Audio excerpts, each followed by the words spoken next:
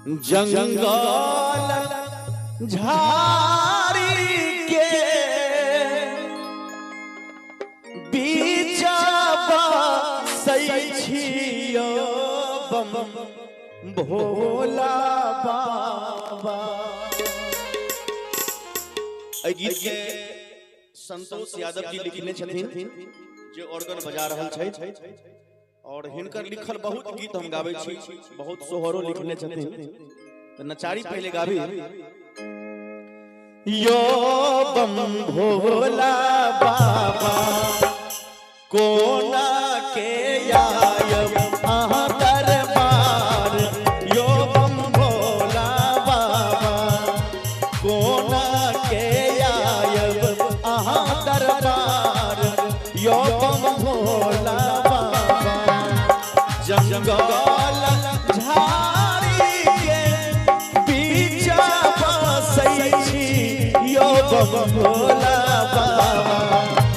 जंगल झाड़ी के बीच बसै छी यो बम भोला बाबा कोना के आयब अहाँ दरबार।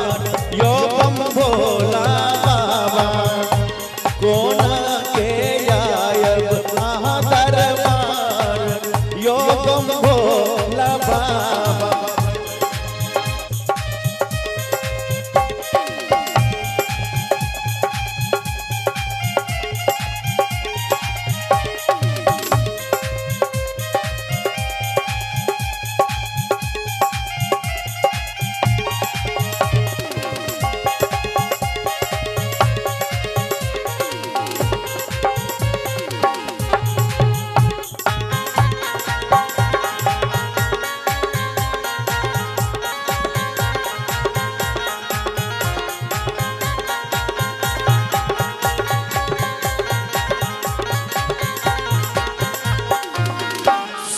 सुल्तानगंज में बाबा जलवा उठलिए यो बम भोला बाबा।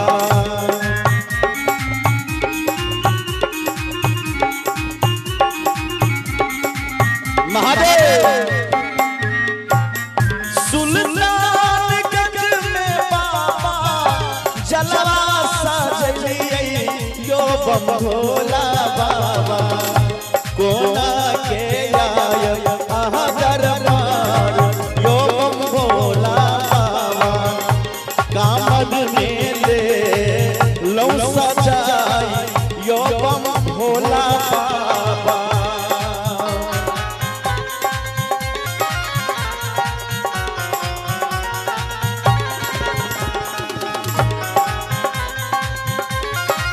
हर महादेव।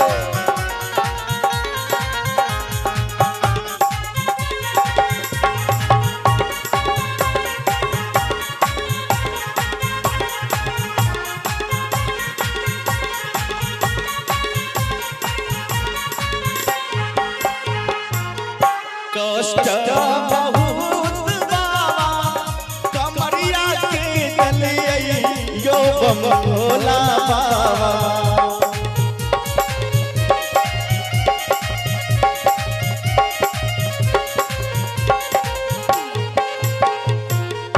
कष्ट बहुत बाबा भगतन के दलिए यो बम भोला बाबा।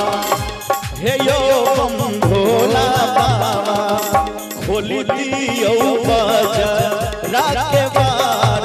यो बम भोला बाबा खोली दियो धर्म के बार। यो बम भोला बाबा भोले।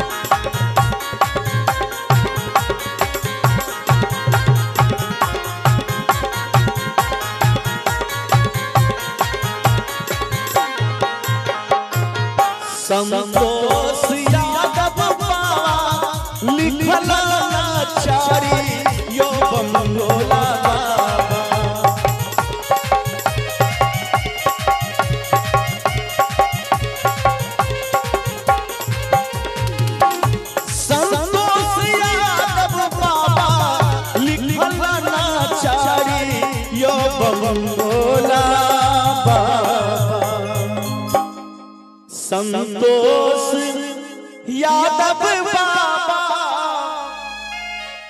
लिखला ना चाड़ी यो बम भोला बाबा। एक बार ताली बजा कर सब आदमी समस्त भक्त शंभू के सुनियो ने पुकार यो बम भोला बाबा। भगतन के सुनियो ने पुकार यो बम भोला बाबा। शंभू के सुनियो ने पुकार यो बम भोला बाबा। हमरो पर होइयो ने सहाय यो बम भोला बाबा। भगतन के सुनियो ने पुकार यो बम भोला